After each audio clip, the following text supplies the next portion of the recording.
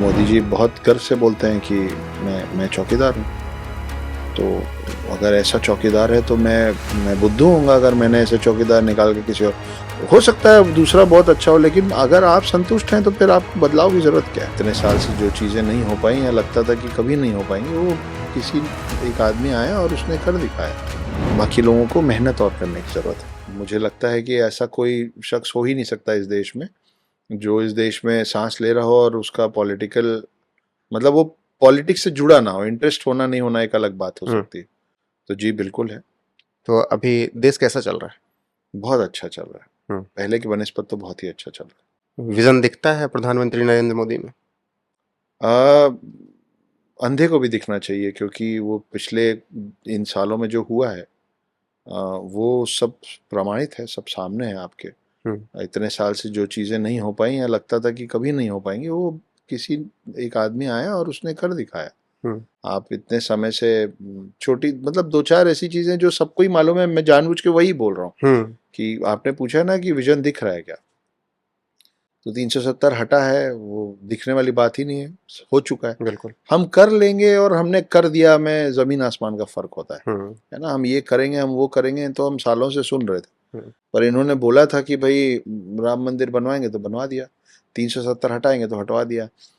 मोदी जी जब सीएम होते थे तब उन्होंने बोला था रजत शर्मा जी के प्रोग्राम में, आपकी अदालत में, कि पाकिस्तान को जिस भाषा में समझ में आया उस भाषा में जवाब देना चाहिए जी। तो जब समय आया और जब उन्होंने छेड़ा हमको तो हम उनके उनकी भाषा में जवाब दिए। अब आप देख लीजिए आज पाकिस्तान कहाँ है और भारत कहाँ है। तो भारत से आज विश्व का हर देश मैत्रीपूर्ण और सौहार्दपूर्ण रिश्ता रखना चाह रहा है।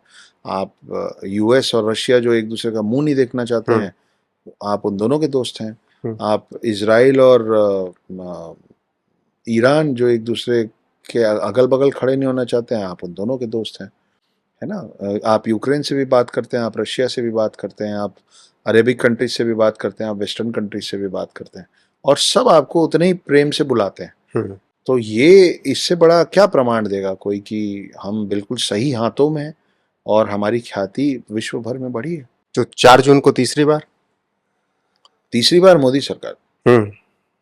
सीटें बढ़ेंगी कि घटेंगी उस पर डिबेट हो सकता है अभी भी, पर इसमें कोई संशय नहीं है कि सरकार तो मोदी जी की फिर से बनेगी। चलिए, प्रधानमंत्री नरेंद्र मोदी की बात हुई, एक और शख्सियत का जिक्र करना जरूरी हो जाता है। उत्तर प्रदेश के मुखिया योगी आदित्यनाथ जी, बतौर राजनेता कैसे देखते हैं वो आप?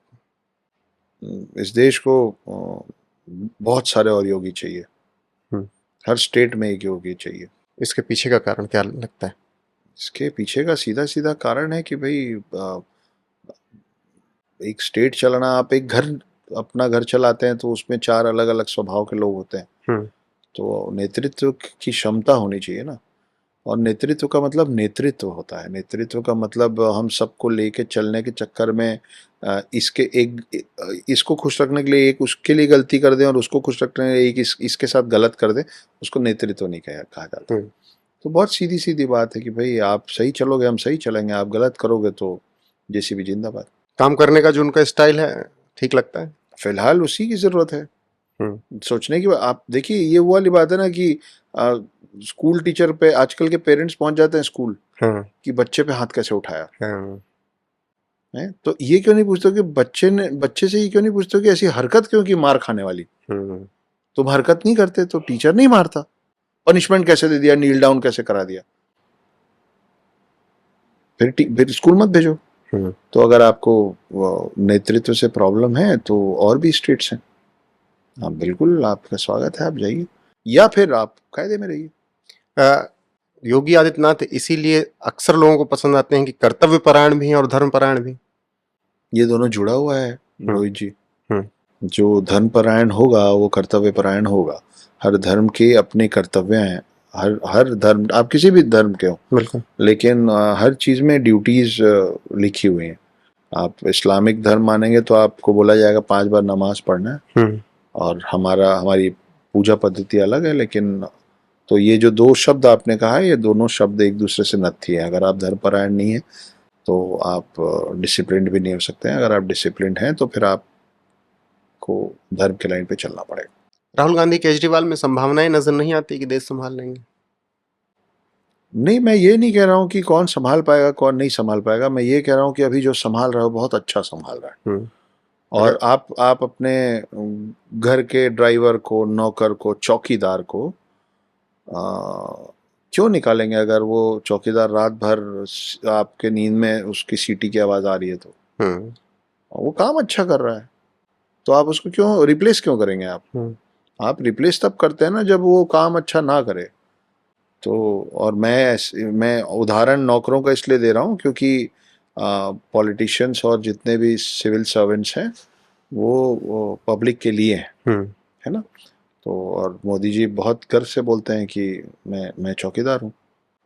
तो अगर ऐसा चौकीदार है तो मैं बुद्धू होऊंगा अगर मैंने ऐसे चौकीदार निकाल के किसी और, हो सकता है दूसरा बहुत अच्छा हो, लेकिन अगर आप संतुष्ट हैं तो फिर आपको बदलाव की जरूरत क्या है? बिल्कुल।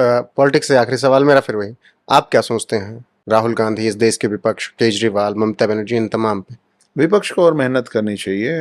हम लोगों का, मैं एक बहुत आम सा व्यक्ति हूँ जो आम लोगों के बीच में चलता फिरता उठता बैठता है, और क्योंकि मैं पॉलिटिकल नहीं हूँ या मैं किसी भी पॉलिटिकल पार्टी से नहीं जुड़ा हूँ, मेरे सामने सारी बातें लोग उनके मन में जो होता है खुल के बोलते हैं। अगर उनको पता रहेगा कि अरे ये कांग्रेस का प्रत्याशी है या कार्यकर्ता है या बीजेपी का प्रत्याशी और कार्यकर्ता है, तो फिर वो सोच समझ के बोलेंगे। मेरे सामने बिना सोचे समझे हर तरीके के लोग हर बातें कर देते हैं। मुझे ये समझ में आया है कि बाकी लोगों को मेहनत और करने की जरूरत है।